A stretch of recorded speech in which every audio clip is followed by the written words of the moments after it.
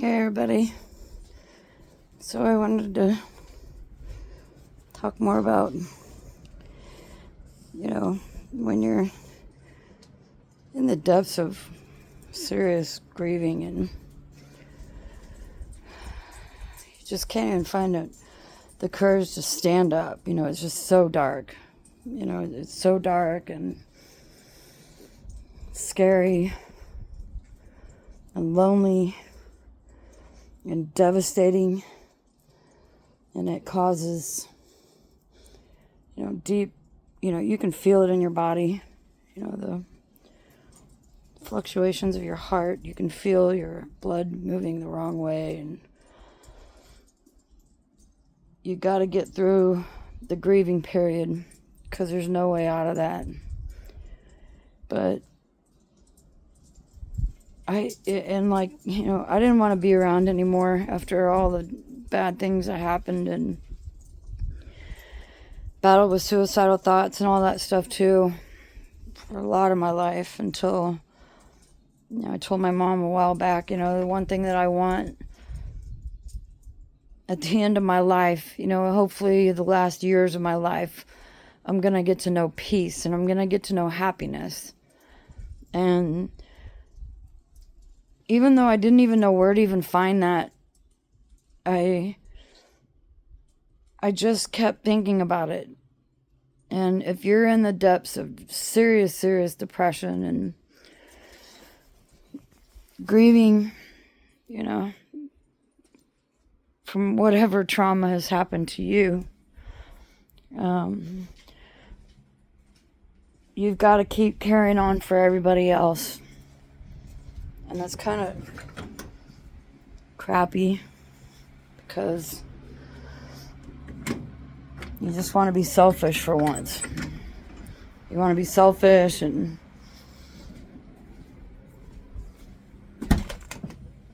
think about yourself, because you can't think about anybody else during all that. So, hang on a second. I got dirt all over my hands. Here it is. I'm going to show you. You can't stay in this place. You can't stay in this really dark place. So you've got to figure it out how to get out of it. Sometimes therapists, you don't want that. Sometimes you don't want to deal with whatever inexperience they have in it. Or you just want to be left alone.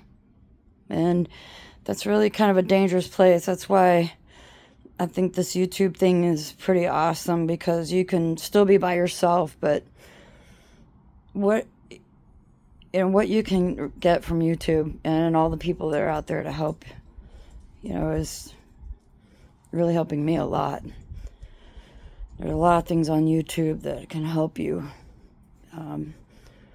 Sound therapy. It's another thing that I do. And binaural beats, I play that all night long when I'm sleeping. Sometimes I just want to hear nature sounds. So nature sounds going, or I have some kind of binaural beats, something. You can find them all on YouTube. And find what resonates with you. There's certain tones, different tones resonate with different people. But that's a different video. So what I'm trying to do, and speaking from somebody, as I shared in my very first introduction video,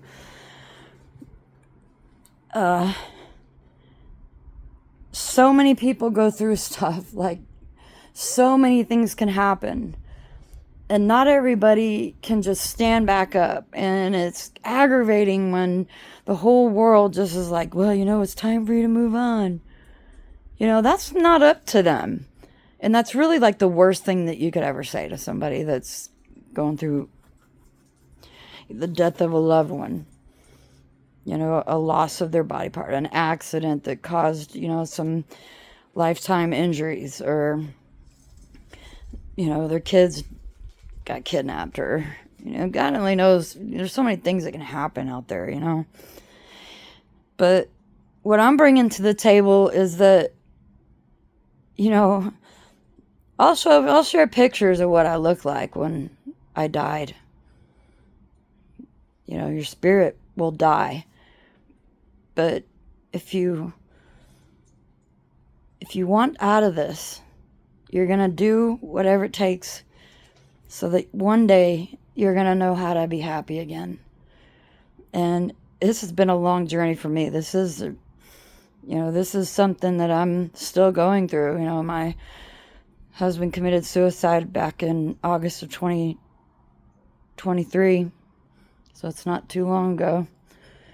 And, after going through the trauma about my kids being kidnapped, gone for 7 years, I learned that, I can't live my whole life in the dark in such a bad place. And I know what being an addict and alcoholic is. I don't want that. I don't want medications. I freaking hate medications. But, right after, my old man died, I had to be on antidepressants, and maybe you do too. You don't have to stay on them for a long time. In fact, and I'm not a doctor, don't listen to me, but I'm not a believer in them. I'm not a believer in all that, but I needed help. So I stayed on them for a year, and then just recently I decided, I've been doing a lot of things, and I finally got up out of that chair that I just could not pull out of. I did a lot of things after he died, but as soon as I wasn't working or engaged, I was sitting in that chair. Holy crap. That is amazing. I live in the mountains of Arizona. Let me show you. This is my backyard. And all of a sudden, for the first time ever, there's hikers out here. Here they are. Where in the world did they come from? Yeah, so this place, and place has a lot to do with it. This is my backyard. This is Tonto National Forest in the Matazal Range. That's crazy. I've been here a long time, and I've never seen anybody back there. Place, changing your environment has a lot to do with everything. Everything. Changing your environment. So, but today, in my last video, I was talking about, you got to figure out something. Just start with getting in your car or getting a ride to get somewhere where you can just be quiet and just be in nature and speak to her and tell her, please take this from me. I can't take this anymore. Take your shoes off. Because the whole thing about earthing and grounding, take your shoes off and just put your feet on the ground. And let her, like a tree, pulling in the water from the roots and letting it boil up into your trunk and into your branches that just feel dead. Let that happen. So, little by little, even if it's just for 5 minutes, to be happy. At least it's working, and I changed my environment. I completely left where I was living and started all over again with a new life somewhere else, and that helped a lot. It's like removing, yourself out of this bad energy place. But one of the things that I do, and what I'm going to show you today, and I was talking about the healing garden after my rant about factory farms, but see, you can see my hands are dirty. That's because I'm out here with all this stuff, I've been I planted all this stuff from seeds, and you see, I don't have any garden boxes or anything. I'm just coming out of the worst depression ever, and I don't have money for stuff, but this is helping me, and it's so cool that when you all these little things. Look, I raised these things from seeds. I just got some dirt, and as you can see, I just got these cups labeled what's on them. Put them in there. Water them every day. You know, you're caring for something. You're getting away from the monotony of serious depression. You don't want to just get some seeds and some dirt. Get some seeds and some dirt. Get you some cups. And if you don't like vegetables, then grow a plant. You know, it's about the Mother Earth and the things that grow, and getting your hands dirty and just focusing your energy on making this little thing be born and nurture it and take care of it and talk to it. And who cares if you're talking to a plant? You know what? There's studies about, you know, look at the rice experiment and the water experiment. Just check that out. But when you're talking to something with love and you're taking yourself away from, you know, the horror that you feel, and this is a great way to start. I mean, this is what I did when my kids got kidnapped too. You know, I just started obsessively planting stuff, and I had this like ridiculous garden, but you know what? It worked. And I'm still here, and I'm speaking to you from somebody that has had a lifetime of trauma, and I refuse to let the world's evils and all the things that you don't have control are going to happen, but can take your life from you. Let it take your life, because you gotta grieve properly, whatever that looks like. Don't be in a rush, you know, just let it happen, but don't stay in it either. You know, don't stay in that place. Yes, you're always going to miss this person, or you're going to miss, you know, the absence of this person or this animal or your place or whatever you lost. Life goes on. What do you want it to look like? You want to shut yourself into the house and lock the doors and put all the blinds on the windows, and how that's not living.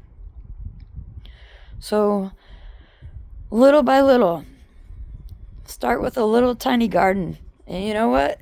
We're going to go through this together. And when these things start growing and I'm pulling things out of here to eat, and all this like great stuff is nourishing, you can feel it, you know, like when you drink a cup of chicken noodle soup when you're sick, or, you know, from where I come from, it's shiprock stew. That's what the Navajos cook up for when you're sick and not feeling good. And as soon as you drink it, it's like you just feel like, whoosh, that was so good. Like, you know, that was so good for your body, you know, and there's nothing to fear about it. Like, scared of whatever's in that food. But we're gonna check this out and see how this goes. I got a whole bunch of tomato plants. These are all, you know, I know that they're not. I gotta move them around, but I had to get them in the dirt. I'm not an expert gardener, but I can make stuff grow. And I have this whole yard